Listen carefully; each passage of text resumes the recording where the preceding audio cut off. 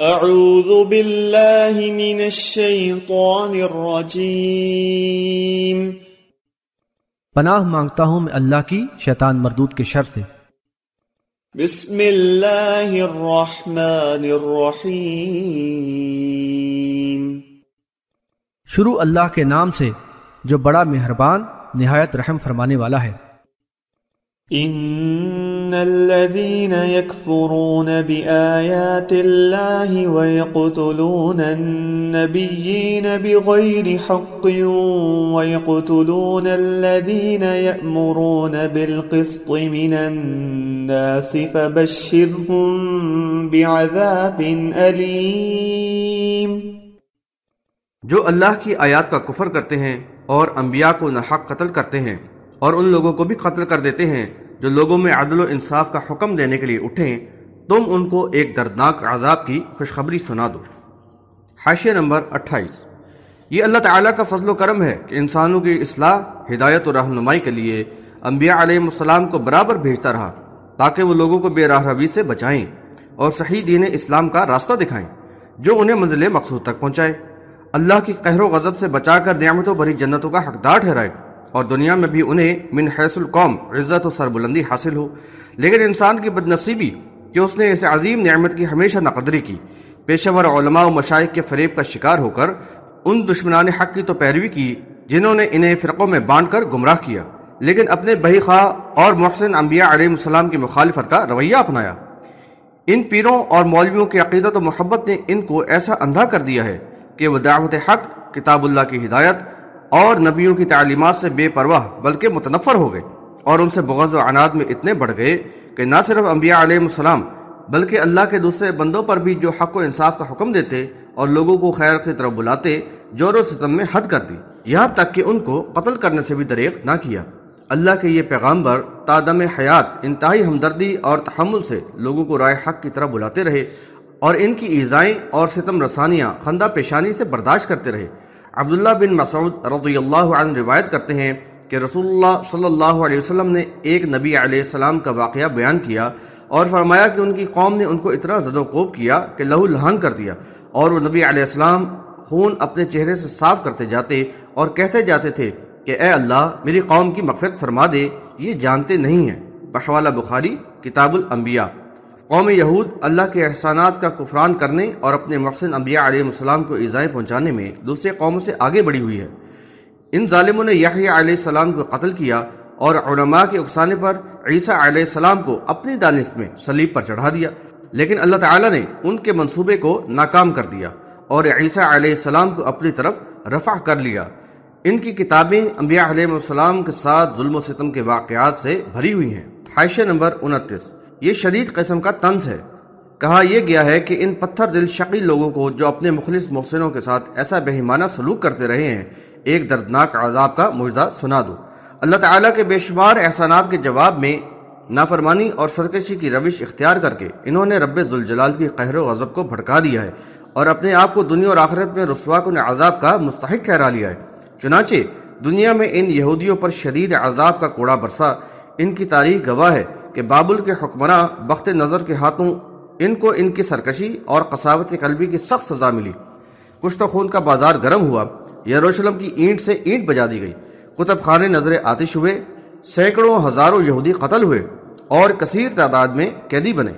پھر سنبھالا ملا، چند مومن اور سارے لوگوں نے اصلاح احوال کی کوشش کی اور حالات بہتر ہو گئے، لیکن یہ مادہ پرست اور لالچی قوم جلد ہی آخرت فراموشی کی روش اختیار کر کے اللہ کی نافرمانی اور سرکشی کا رویہ اپنانے لگی، تو اللہ تعالیٰ نے رومیوں کے ہاتھوں ان کو سزا دلوائی اور رسوا کن عذاب کی وہی تحریک دہرائی گئی۔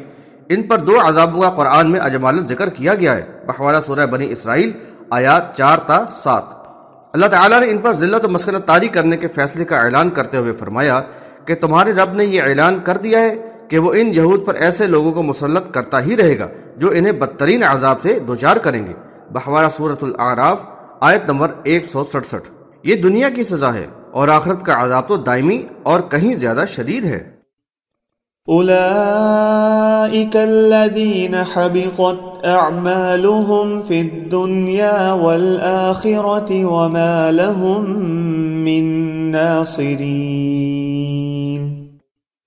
یہ ایسے لوگ ہیں جن کے اعمال دنیا اور آخرت میں اکارت ہو گئے اور ان کا کوئی بھی مددگار نہ ہوگا۔ حاشیہ نمبر 30۔ اللہ کے نافرمان کافروں مشرکوں کے اعمال کا میزان عدل میں کوئی وزن نہ ہوگا، بحوالہ سورۃ الکہف آیت نمبر 105۔ ان کے اعمال بے وزن ہوں گے اور ان کے لیے حسرت کا سامان ہوں گے۔ ان کے بناوٹی کارساز جو دنیا میں ان کی امیدوں کا سہارا بنے ہوئے تھے، ان میں سے کوئی بھی ان کا مددگار نہ ہوگا۔ أَلَمْ تَرَ إِلَى الَّذِينَ أُوتُوا نَصِيبًا مِّنَ الْكِتَابِ يُدْعَوْنَ إِلَى كِتَابِ اللَّهِ لِيَحْكُمَ بَيْنَهُمْ ثُمَّ يَتَوَلَّى فَرِيقٌ مِّنْهُمْ وَهُمْ مُعْرِضُونَ۔ کیا تم نے ان لوگوں کے طرز عمل پر غور نہیں کیا جن کو کتاب کا کچھ حصہ دیا گیا ہے؟ جب ان کو آپس کے معاملات کا فیصلہ کرنے کے لیے کتاب اللہ کی طرف بلایا جاتا ہے تو ان میں سے ایک گروہ منہ پھیر کر پیچھے ہٹ جاتا ہے۔ حاشیہ نمبر 31۔ ان سے اہل کتاب یعنی مدینہ کے یہودی مراد ہیں۔ ان کے سرکشی اور ہر درمی کا یہ حال تھا کہ تورات کو کتاب اللہ تو مانتے اور اس پر ایمان کا دعویٰ بھی کرتے تھے، لیکن جب اس کا فیصلہ ان کی نفسانی خواہشات اور دنیاوی مفادات کے خلاف ہوتا تو اس سے منہ پھیر لیتے۔ ان کی اسی روش کی یہاں نشاندہی کی گئی ہے۔ افسوس کے ساتھ کہنا پڑتا ہے کہ آج یہ کلمہ گو امت بھی اس مرض میں مبتلا ہے اور اسی روش کو اپنائے ہوئے ہے، جس کا نتیجہ ہے کہ دنیا میں ہر جگہ اللہ کے سخت عذاب سے دوچار ہے۔ ذلك بأنهم قالوا لن تمسنا النار إلا أياما معدودات وغرهم في دينهم ما كانوا يفترون۔ ان کا یہ رویہ اس سبب سے ہے کہ وہ کہتے ہیں کہ ہمیں آگ ہرگز نہ چھوئے گی مگر گنتی کے چند روز۔ ان کی افطرا پردازی نے ان کو دین کے معاملے میں دھوکے میں ڈال دیا ہے۔ حاشیہ نمبر 32۔ اہل کتاب کی دنیا پرستانہ روش اور اللہ کے احکامات کی متواتر خلاف ورزیوں کا بے باکی کے ساتھ ارتکاب کرتے رہنے کا سبب بیان کیا گیا ہے۔ وہ اس زعم باطل میں مبتلا ہیں کہ اللہ کے چہیتے نبی کے امتی اور مقربین کے دامن گرفتہ ہونے کے سبب وہ نارے جہنم میں نہ ڈالے جائیں گے، اور اگر ڈالے بھی گئے تو محض گنتی کے چند روز۔ دراصل ایسے ہی بے سروپا اور خود ساختہ عقیدے لوگوں کو پرفریب خوش فہمی میں مبتلا کر کے آخرت سے بے پرواہ کر دیتے ہیں، پھر ان میں صحیح دین کی تحقیق اور اصلاح احوال کا جذبہ ہی مفقود ہو جاتا ہے۔ اللہ کی راہ میں دعوت و جہاد وغیرہ تو دور کی بات ہے، وہ تو بس اپنے پیروں اور مولویوں کے بنائے ہوئے دین پر ہی مطمئن ہو کر جمے رہنے کو کافی سمجھنے لگتے ہیں۔ مزید تفصیل سورۃ البقرہ آیت نمبر 80۔ آج یہ کلمہ گو امت بھی اپنے اپنے اکابرین کے ہاتھوں اسی مرض میں مبتلا کر دی گئی ہے۔ فكيف إذا جمعناهم ليوم لا ريب فيه ووفيت كل نفس ما كسبت وهم لا يظلمون۔ پھر اس وقت ان کا کیا حال ہوگا جب ہم ان کو اس دن جمع کریں گے جس میں کوئی شک نہیں، اور ہر ایک کو اس کے کیے ہوئے اعمال کا پورا پورا بدلہ دیا جائے گا اور ان پر ظلم نہ کیا جائے گا۔ حاشیہ نمبر 33۔ تقلید اعماء کے شکار کفر و شرک پر جمے رہنے والوں کے من گھڑت عقائد کا فیصلہ کن انداز میں تردید کر دی گئی ہے۔ واضح کر دیا گیا ہے کہ ان کا موقف بے بنیاد اور سراسر باطل ہے۔ اصل الاصول تو یہی ہے کہ اس عدالت عظمی میں ایمان خالص اور عمل صالح کی بنیاد پر جنت و جہنم کا فیصلہ ہوگا، نہ کہ نسلی اور گروہی تعلق کی بنیاد پر۔ مزید تفصیل کے لیے ملاحظہ ہو سورہ بقرہ آیت نمبر 81 اور 82۔ قل اللهم مالك الملك تؤتي الملك من تشاء وتنزع الملك ممن تشاء وتعز من تشاء وتذل من تشاء بيدك الخير إنك على كل شيء قدير۔ تم کہو کہ اے اللہ ملک کے مالک، تو جسے چاہے ملک کا اقتدار عطا فرمائے اور جس سے چاہے ملک چھین لے، اور جسے چاہے عزت دے اور جسے چاہے ذلیل کر دے۔ سب خیر تیرے ہی ہاتھ میں ہے اور بلا شبہ تو ہی ہر چیز پر قادر ہے۔ حاشیہ نمبر 34۔ یہاں ایک طرف تو مالک کائنات کی متعلق وحدانیت، عظمت و کبریائی اور اس کے مختار کل ہونے، اور دوسری طرف مخلوق کی بے بسی اور محتاجی کا مؤثر بیان ہے۔ وہ اکیلا اس کائنات کا خالق و مدبر الامور ہے، اس نے کسی کو بھی اپنے اقتدار و اختیار میں شریک نہیں کیا، بحوالہ سورۃ الفرقان آیت نمبر 2۔ تمام فیصلے اس کی مشیت کے مطابق ہوتے ہیں، کسی کو اس میں مداخلت کا یارہ نہیں۔ عالم اسباب میں دنیا کی کسی حصے کا اقتدار اپنے بندوں میں جس کو چاہتا ہے کچھ مدت کے لیے عطا کرتا ہے، اور جب چاہتا ہے اسے اقتدار سے محروم کر دیتا ہے۔ شاہ کو گدا بنا دینا اور گدا کو شاہ بنا دینا، حاکم کو محکوم اور محکوم کو حاکم بنا دینا اس کے ایک اشارے پر موقوف ہے۔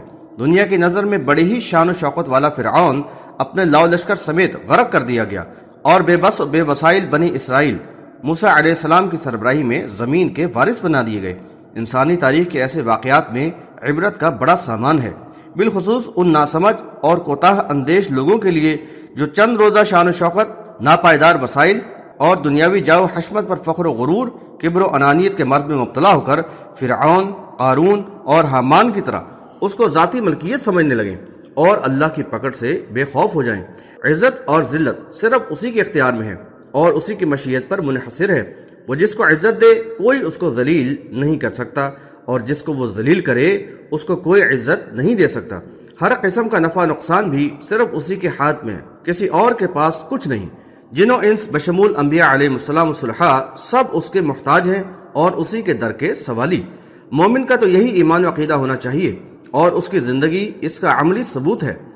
کیسے بے عقل و نادان ہیں جو وفات شدہ ہستیوں سے عزت چاہتے یا خیر و برکت کے طلبگار ہوتے ہیں، اور حصول مقاصد کے لیے ان کے آستانوں کے چکر لگاتے ہیں۔ درا حالیہ کہ ان کو تو زندگی میں بھی اپنی جان کے لیے نفع نقصان کا کوئی اختیار نہ تھا۔ یہ بات بھی باعث حیرت ہے کہ اس کلمہ کو امت کے نہ صرف سیاسی زعماء بلکہ قرآن و حدیث کے عالم، دینی رہنما اور مفکر بھی جمہوریت کے بت کے پجاری بن جانے کے بعد مزاروں اور آستانوں پر حاضری دینے، شیرینی تقسیم کرنے اور ان آستانوں کی تعمیر و آرائش کے کاموں میں سرگرم نظر آنے لگتے ہیں۔ ستم بالائے ستم یہ کہ وہ کفر و شرک سے تعاون بلکہ اس کے سرپرستی پہ مطمئن اور خوش ہیں، جیسا کہ ان کے اخباری بیانات اور عوامی جلسوں میں خطابات سے ثابت ہوتا ہے۔ کیا یہ اللہ کے حکم وَلَا تَعَاوَنُوا عَلَى الْإِثْمِ وَالْعُدْوَانِ یعنی گناہ اور نافرمانی کے کاموں میں تعاون نہ کرو، بحوالہ سورۃ المائدہ آیت نمبر 2 کو پامال کرتے ہوئے اس کی پکڑ سے بالکل بے خوف ہو گئے ہیں؟ جب ان بڑوں عالموں اور دانشوروں کا یہ عالم ہے تو پھر اگر عوام اپنے آپ کو ان دروں کا سوالی سمجھیں اور اس قوم کے مساکین تمام انبیاء کو مدینے والے کے در کا سوالی کہیں تو کیا عجب۔ پھر اس ظلم کی پاداش میں اس کلمہ گو امت پر اللہ کا قہر و غضب ہو تو کوئی تعجب نہیں۔ العیاذ باللہ۔ تولج الليل في النهار وتولج النهار في الليل وتخرج الحي من الميت وتخرج الميت من الحي وترزق من تشاء بغير حساب۔ تو ہی رات کو دن میں داخل کرتا ہے اور دن کو رات میں داخل کرتا ہے، تو ہی زندہ کو مردے میں سے نکالتا ہے اور مردہ کو زندہ میں سے نکالتا ہے، اور جسے چاہتا ہے بے حساب رزق دیتا ہے۔ حاشیہ نمبر 35۔ دن و رات کی تبدیلی انسانی زندگی کی اہم ترین ضرورت ہے، لیکن اس کا نظام بلا شبہ اللہ تعالیٰ کی عظیم قدرت و حکمت کا انتہائی حیرت انگیز کرشمہ ہے۔ رات کو دن میں داخل کرنے اور دن کو رات میں داخل کرنے کا یہ مفہوم بھی ہو سکتا ہے کہ سال کے مختلف حصوں میں رات و دن کے دورانیے میں کمی و زیادتی ہوتی ہے۔ گرمیوں میں دن بڑا ہوتا ہے، رات چھوٹی ہوتی ہے، اور سردیوں میں رات بڑی ہوتی ہے اور دن چھوٹا ہوتا ہے۔ حاشیہ نمبر 36۔ بحر و بر میں پائی جانے والی بے شمار مخلوق کا تخلیقی نظام انتہائی پیچیدہ اور حیرت انگیز ہے۔ بے جان عناصر سے جاندار پیدا کرنا اور جاندار سے بے جان نکالنا اللہ تعالیٰ کی عظیم قدرت کے مظاہر میں سے ہے۔ حیات کو وجود میں لانے کے لیے پہلے بے جان کو تخلیق کیا گیا، پھر ان میں جان ڈال دی گئی۔ عالم عدم سے وجود میں لا کر حیات آفرینی کے مراحل پر غور کرنے سے عقل انسانی ششدر رہ جاتی ہے۔ اس کی کچھ مثالیں تو انسانی مشاہدے میں بھی ہیں، جیسے زندہ انسان سے بے جان نطفہ نکال کر اس کو مختلف مراحل سے گزار کر اس میں جان ڈال دینا، بحوالہ سورۃ السجدہ آیت نمبر 9 اور سورۃ المؤمنون آیات 12 تا 14۔ اسی طرح مرغی یا پرندے سے انڈے نکالنا اور پھر ان انڈوں سے بچے نکالنا باری تعالیٰ کی قدرت کے اس قدر حیرت انگیز مظاہرات ہیں جن پر غور کرنے سے عقل دنگ رہ جاتی ہے۔ لا يتخذ المؤمنون الكافرين أولياء من دون المؤمنين ومن يفعل ذلك فليس من الله في شيء إلا أن تتقوا منهم تقاه ويحذركم الله نفسه وإلى الله المصير۔ مومنوں کو چاہیے کہ وہ مومنوں کو چھوڑ کر کافروں کو دوست نہ بنائیں، اور جو ایسا کرے گا تو اللہ سے اس کا کوئی تعلق نہ رہے گا، البتہ اس حالت میں کہ تم ان سے بچاؤ کے لیے کوئی تدبیر کر لو، اور اللہ تمہیں اپنے ذات کی قہر و غضب سے ڈراتا ہے اور تمہیں اللہ ہی کی طرف لوٹنا ہے۔ حاشیہ نمبر 37۔ اولیاء ولی کی جمع ہے، یعنی دوست اور مددگار۔ دعوت حق پر ایمان لانے والے اپنے حقیقی مالک کے وفادار، اطاعت شعار اور صاحب بصیرت ہوتے ہیں۔ ان کو آگاہ کیا جا رہا ہے کہ اس انقلابی دعوت نے ایمان لانے والوں کو ایک مقدس رشتہ اخوت میں منسلک کر دیا ہے، اور پیشہ وروں کے اندھے مقلدین اور اکابر پرستوں سے جو مالک حقیقی کے ساتھ بے وفائی اور بغاوت کی روش اختیار کرنے والے ہیں بلکہ اللہ اور رسول کے دشمن ہیں، ان سے ان کا تعلق قطعا منقطع کر دیا ہے۔ اب جبکہ حق و باطل کی کشمکش و مارکہ آرائی قتال کے مرحلے میں داخل ہو چکی ہے، ایک طرف حق کا کھل کر ساتھ دینے والے ہیں تو دوسری طرف ان کے مد مقابل طاغوت کے پرستار ہیں، تو لازم ہے کہ مومنوں کے دلوں میں کفار و مشرکین کے لیے کوئی مقام نہ ہو، خواہ وہ ان کے عزیز و اقارب ہی کیوں نہ ہوں، نہ ان کی طرف کوئی جھکاؤ اور میلان ہو، بلکہ ان کے لیے نفرت اور بیزاری کا جذبہ ہو۔ مومنوں کی اجتماعیت سے خلوص اور وابستگی کا یہی تقاضا ہے۔ کافر ایک دوسرے کے معاون و مددگار تو ہو سکتے ہیں، لیکن مومنوں کے تو وہ خون کے پیاسے اور جان کے دشمن ہیں، اور مومنوں کی اجتماعیت کو نقصان پہنچانا ہی ان کا مقصد حیات ہے۔ اگر ایمان کے بعد بھی وہ ان سے تعلق رکھیں گے اور معاملات میں ان کو معاون و مددگار بنائے رہیں گے تو اللہ تعالیٰ ایسے دوغلوں سے بری الذمہ ہے۔ قرآن میں ایمان کی اس اہم تقاضے کو متعدد مقامات پر واضح کیا گیا ہے، خصوصاً سورہ ممتحنہ کی ابتدا میں بڑے ہی مؤثر انداز میں اس کی صراحت کی گئی ہے۔ آج ایمان کے دعوے داروں اور نام نہاد اسلامی مملکتوں کے لیے جن کے حنود و یہود کے ساتھ ایسے سفارتی اور تجارتی تعلقات ہیں جو تمام حدود و قیود سے تجاوز کر گئے ہیں، یہ آیات چشم کشا ہیں۔ حاشیہ نمبر 38۔ یہاں ایمان والوں اور مومنوں کی جماعت کو مخالفین حق کے شر و فتنے سے بچاؤ اور دفاع کی حکمت عملی کے تحت وقتی طور پر کچھ سطحی اور ظاہری تعلقات یا رواداری کی رخصت دی گئی ہے۔ اسی طرح کافر حکومت اور معاشرے میں رہنے والوں کو اسلامی حدود کے اندر رہتے ہوئے اور دینی اقدار کی پوری طرح حفاظت کرتے ہوئے شر سے بچنے کے لیے کچھ مصلحتی انداز اختیار کرنے کی بھی رخصت ملتی ہے۔ حاشیہ نمبر 39۔ جیسا کہ اوپر واضح کر دیا گیا کہ ایمان کا دعویٰ کرنے کے بعد اللہ کے دشمنوں سے موالات یعنی دوستی و محبت ایمان کے منافی اور منافقانہ انداز ہے اور اللہ کے قہر و غضب کو بھڑکانے والا ہے۔ اس سے ایمان والوں کی اجتماعیت کو نقصان پہنچتا ہے اور دشمنان حق کی چالوں کو تقویت ملتی ہے۔ آج یہ کلمہ گو امت اور ان کے حکمران اسی مرض میں مبتلا ہیں اور اس غدارانہ طرز عمل کی وجہ سے ہر سو اللہ کے عذاب سے دوچار ہیں، اور آخرت کا عذاب تو انتہائی شدید اور دائمی ہے۔ یہ آیت ان کو اور ان کے جیسا طرز عمل اختیار کرنے والوں کو جھنجھوڑنے کے لیے کافی ہے۔ قل إن تخفوا ما في صدوركم أو تبدوه يعلمه الله ويعلم ما في السماوات وما في الأرض والله على كل شيء قدير۔ ان سے کہو کہ جو تمہارے سینوں میں ہے اسے خواہ چھپائے رکھو یا ظاہر کر دو، اللہ اسے جانتا ہے، اسے تو وہ سب بھی معلوم ہے جو آسمانوں اور زمین میں ہے، اور اللہ ہر شے پر قادر ہے۔ حاشیہ نمبر 40۔ پچھلی آیات کے تسلسل میں بتایا گیا کہ اللہ تعالیٰ کی دی ہوئی رعایت و رخصت کا ناروا استعمال نہ کیا جائے، نہ تو موہوم و مفروض شر یا خطرے کو بہانہ بنا کر دل میں چھپی ہوئی محبت یا چند دنیاوی مفادات کے لیے کفار سے دوستی کا تعلق ہو، اور نہ اس معاملے میں کسی قسم کی مداہنت و منافقانہ روش اختیار کی جائے۔ اللہ تعالیٰ دلوں کے حال سے خوب واقف ہے، اس سے زمین و آسمان میں کچھ بھی پوشیدہ نہیں۔ يوم تجد كل نفس ما عملت من خير محضرا وما عملت من سوء تود لو أن بينها وبينه أمدا بعيدا ويحذركم الله نفسه والله رؤوف بالعباد۔ اس دن جب ہر ایک اپنی کی ہوئی نیکی کو اپنے سامنے پا لے گا اور اپنی کی ہوئی برائی کو بھی، تو آرزو کرے گا کہ کاش اس میں اور اس کی برائی میں بہت دوری ہوتی، اور اللہ تمہیں اپنی ذات سے ڈراتا ہے، اور اللہ اپنے بندوں پر بہت ہی شفیق ہے۔ حاشیہ نمبر 41۔ یہاں متنبع کیا گیا ہے کہ چند روزہ زندگی کے مفادات کی خاطر اگر ایمان کے منافی اور اجتماعی نظم کی خلاف روش اختیار کی تو کل یوم حساب تم اپنے سارے کرتوت کو اپنے نامہ عمل میں موجود پاؤ گے، اور اللہ کا عذاب سامنے ہوگا۔ اس وقت وہ لذات و مفادات جو دنیا میں بہت اچھے لگتے تھے بالکل ہیچ اور انتہائی قابل نفرت معلوم ہوں گے، اور ندامت و پشیمانی انتہا کو پہنچی ہوئی ہوگی، لیکن یہ کوئی فائدہ نہ دے گی بلکہ حسرت کا سامان ہوگی۔